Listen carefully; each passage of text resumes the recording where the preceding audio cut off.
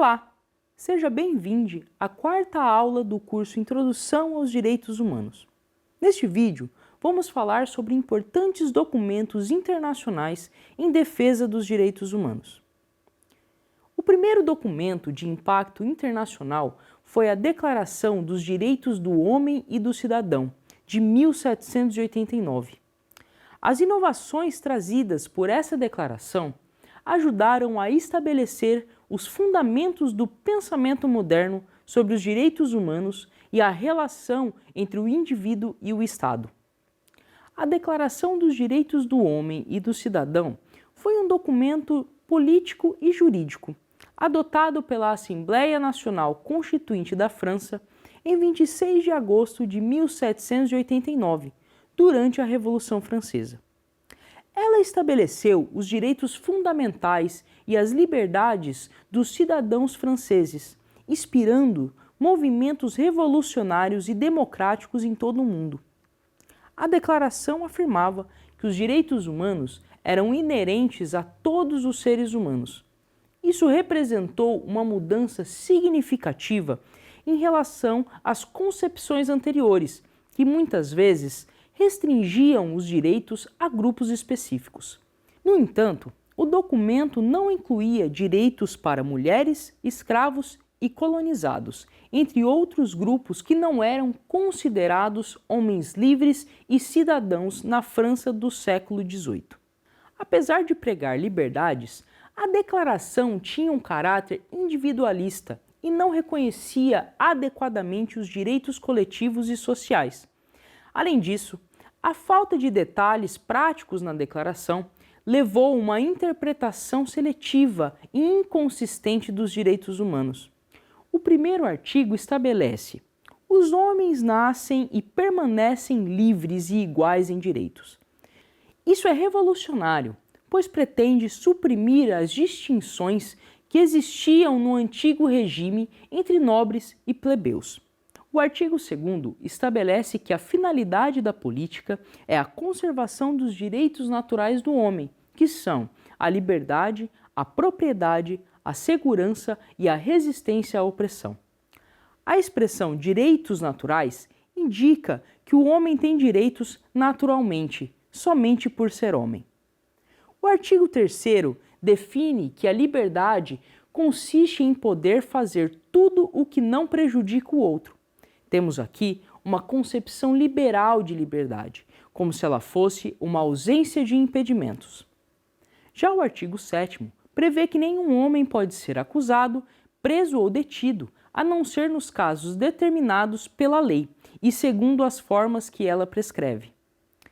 Ele é completado pelo 9º, que diz que todo homem é supostamente inocente até ser declarado culpado. A presunção de inocência e a primazia da lei sobre a vontade dos governantes são garantias do indivíduo contra abusos do poder do Estado, típicos da primeira geração dos direitos humanos. Além desses exemplos, ao todo, a Declaração dos Direitos do Homem e do Cidadão contém 17 artigos que estabelecem os princípios fundamentais dos direitos humanos. A Declaração de 1789, em primeiro lugar, é um documento que, digamos assim, marca muito fortemente um longo processo político que começa numa série de discussões a respeito, uma série de críticas ao velho regime, uma série de discussões filosóficas a respeito de como organizar racionalmente uma sociedade baseada na ideia de liberdade, de cidadania, né? O documento é a culminância, digamos assim, de um processo bastante longo, né, no tempo, de elaboração de uma série de princípios políticos. Agora, enquanto documento, veja bem, o dia que é o marco da Revolução Francesa é o 14 de julho, né? A declaração é do começo de agosto, quer dizer, ela foi elaborada no momento em que ainda havia tiros na cidade, ainda havia barricadas, ainda havia chamas, ainda havia, quer dizer, a Assembleia Constituinte Francesa fez aquilo no calor da Revolução, realmente, né? E não obstante, né, a declaração tem uma série de limites em relação àquilo que tendências mais radicais da Revolução queriam aprovar. Por exemplo, não é? O conceito de soberania é atribuído à nação e não ao povo. Não é? Isso faz uma diferença importante na hora em que você pensa que o povo é uma entidade que precisaria então ser escutada, que precisaria então participar diretamente, e a nação é uma coisa mais abstrata, não é? Por outro lado, a Declaração de 1789 não abole, por exemplo, a escravidão, o que é contrário a toda uma longa série de discussões que já eram feitas naquele momento. Então, ela é uma declaração dentro de uma certa concepção do grupo político que venceu a Revolução. Não é? Quer dizer, ela é uma declaração que expressa os interesses da classe burguesa e que, sendo feita no momento em que a burguesia era uma classe revolucionária, ela traz, evidentemente, uma série de avanços políticos, não é? Em termos das liberdades do campo da cidadania, que foram sendo incorporados aos estados modernos capitalistas desde os séculos XVIII, XIX e XX. Ela gerou uma ruptura porque o velho regime era um Estado concentrador, cheio de privilégios, né? A gente tem o costume de pensar na palavra real como aquilo que significa a realidade, além das nossas visões subjetivas, mas etimologicamente real é a palavra do rei. Quer dizer, se o rei falasse isso aqui é amarelo, acabou, a palavra do rei é o real. Então, a grande ruptura é precisamente essa, quer dizer, você sai de um regime em que a palavra do rei, né, o rei é falar o Estado sou eu, né, para um regime em que a própria ideia do Estado prevê a divisão de poderes, quer dizer, prevê algo cuja talvez primeira manifestação histórica não tenha sido a França revolucionária, mas a Grécia antiga, né? Mas uma sociedade na qual o debate, a discussão, a dialética, no sentido de um contínuo debate sobre as questões sociais, passa a ser considerado importante para a gestão da sociedade. Tá? E se prevê liberdades para o indivíduo, a liberdade de pensamento, a liberdade de escrita e divulgação de ideias, a ideia de que eu não posso ser preso sem uma acusação legal plausível, a ideia de que eu tenho direito a um julgamento justo, a ideia de que não é crime o que não está previsto na lei que seja crime, né? Enfim, né? Uma série de garantias, né? Também do indivíduo contra um poder absoluto do Estado. Em 1948, 3 anos após o término da Segunda Guerra Mundial e da Carta de São Francisco, a Organização das Nações Unidas adota em uma Assembleia Geral a Declaração Universal dos Direitos Humanos. É considerada um marco histórico na luta pelos direitos humanos e é reconhecida como a base do direito internacional dos direitos humanos. A declaração é composta por um preâmbulo e 30 artigos que estabelecem os direitos fundamentais que devem ser protegidos para todas as pessoas, sem distinção de raça, cor, gênero, língua, religião, opinião política ou outra opinião, origem nacional ou social, propriedade, nascimento ou outra condição. Entre os direitos estabelecidos na Declaração Universal dos Direitos Humanos estão o direito à vida, à liberdade, à segurança pessoal, o direito à igualdade perante a lei, o direito à liberdade de pensamento, consciência e religião, o direito à educação, ao trabalho digno e à remuneração justa, entre outros. A Declaração Universal dos Direitos Humanos é um documento não vinculante, ou seja, não tem força de lei, mas é considerado uma referência moral e política para governos, organizações internacionais e indivíduos que lutam pelos direitos humanos em todo o mundo. A declaração é um documento político, né, que dá uma diretriz ética política no olhar do Ocidente e passa a ser uma congregação de nações que vão assinar essa carta, que vão se comprometer com essa diretriz, vamos chamar assim, ético-política internacional, né?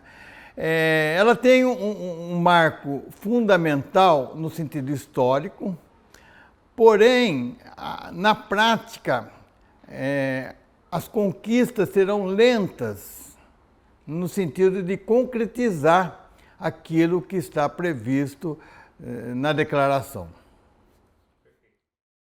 De 1789 é uma ruptura política, ela documenta uma ruptura política que foi acontecendo aos poucos e que tem momentos muito quentes, como o momento da Revolução Francesa.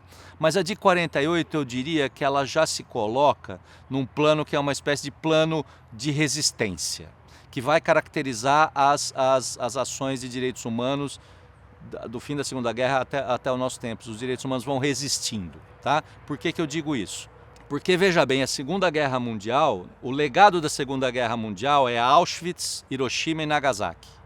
Isto é a humanidade tendo alcançado a capacidade técnica de fazer uma fábrica, uma espécie de fábrica de matar pessoas, e uma bomba que é capaz de matar centenas de milhares de pessoas de uma única vez, e uma bomba que não é somente um aparato bélico, ela é um aparato político.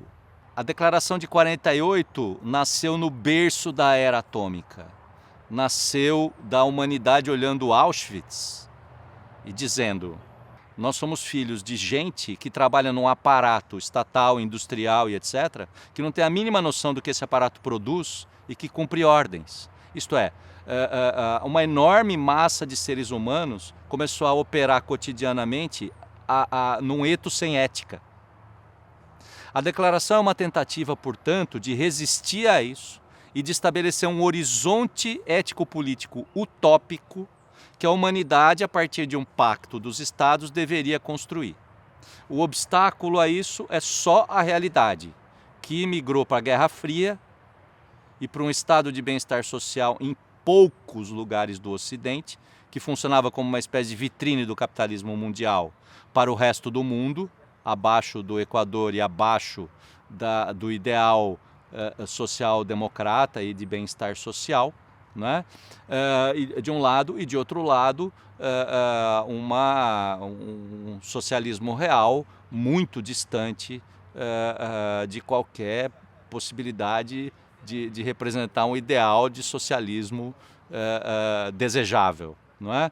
A declaração, portanto, é um esforço diplomático, é um esforço de tentar produzir uma espécie de terceira via conciliatória, né, entre visões de mundo bastante dissonantes entre si, né, em termos daquilo que pensavam como o desejável para a humanidade caminhar, né, e acho que ela, em alguma medida, cumpriu e cumpre ainda hoje, né, o papel de se apresentar como uma espécie de horizonte utópico de coisas que seriam desejáveis, assim como todas as outras declarações que se sucederam sobre os direitos das crianças, sobre os direitos das mulheres, sobre os direitos das minorias étnico-raciais, sobre os direitos de povos originários, sobre os direitos da genética, bioética, sobre os direitos das futuras gerações que devem ter, não é, a possibilidade de viver num mundo minimamente equilibrado ecologicamente, enfim, né? Parece que a ONU tem no seu DNA essa ideia de nos apresentar horizontes utópicos que parecem, em boa medida, serem bastante desejáveis, mas que colocam a militância e a ação política dos direitos humanos numa espécie de resistência, porque olhando mesmo para onde caminham os países, a economia global e etc., não é? A gente vê uma distância bastante grande entre aquelas condutas que coletivamente deveríamos adotar para desenvolver e respeitar os direitos humanos e o que acontece de fato. Em 1966, durante a Guerra Fria, o mundo estava dividido em dois blocos ideológicos e políticos: o bloco capitalista, liderado pelos Estados Unidos, e o bloco comunista, liderado pela União Soviética.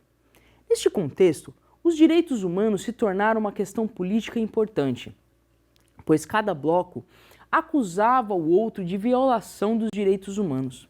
Para superar essa disputa ideológica, os Estados-membros da ONU concordaram em adotar 2 pactos distintos, um para os direitos civis e políticos e outro para os direitos econômicos, sociais e culturais. Dessa forma, os países ocidentais poderiam enfatizar a importância dos direitos civis e políticos, enquanto os países do bloco soviético poderiam enfatizar a importância dos direitos econômicos, sociais e culturais. Os 2 pactos foram adotados pela Assembleia Geral das Nações Unidas em 1966 pelos 2 blocos, como um reforço para estabelecer uma linguagem comum sobre os direitos humanos e garantir sua proteção e promoção em todo o mundo, independentemente da ideologia política dos países. Embora esses 2 pactos representem diferentes tipos de direitos, eles são considerados igualmente importantes e complementares. Ambos são parte integrante da Declaração Universal dos Direitos Humanos e juntos formam a base dos direitos humanos universais, reconhecidos pela comunidade internacional. Com a queda do Muro de Berlim, o final da União Soviética e o fim da Cortina de Ferro, a Declaração e o Programa de Ação de Viena foram 2 documentos adotados durante a Conferência Mundial de Direitos Humanos, realizada em Viena, na Áustria, em 1993. Esses documentos representaram um marco importante na história dos direitos humanos. Eles estabeleceram uma nova visão e abordagem para a proteção e promoção desses direitos em todo o mundo. A Declaração de Viena reafirmou os princípios fundamentais da Declaração Universal dos Direitos Humanos e destacou a importância da cooperação internacional para a promoção e proteção dos direitos humanos. O documento também reconheceu a necessidade de se prestar atenção às questões de direitos humanos em todas as partes do mundo, independentemente de diferenças culturais, econômicas e políticas. Já o Programa de Ação de Viena forneceu um plano detalhado de ação para implementar os princípios e diretrizes estabelecidos na Declaração de Viena. O programa destacou a importância de medidas preventivas para evitar a violação de direitos humanos e também a necessidade de desenvolver mecanismos nacionais e internacionais para garantir a responsabilidade pelos abusos contra os direitos humanos. O programa destacou ainda a importância da educação e da conscientização pública para promover uma cultura de respeito pelos direitos humanos. Em resumo, a Declaração e o Programa de Ação de Viena representaram um compromisso global renovado com a promoção e proteção dos direitos humanos em todo o mundo, bem como uma estratégia clara para alcançar esses objetivos. Espero que tenha gostado desta aula. Fico te esperando no próximo vídeo. Até lá!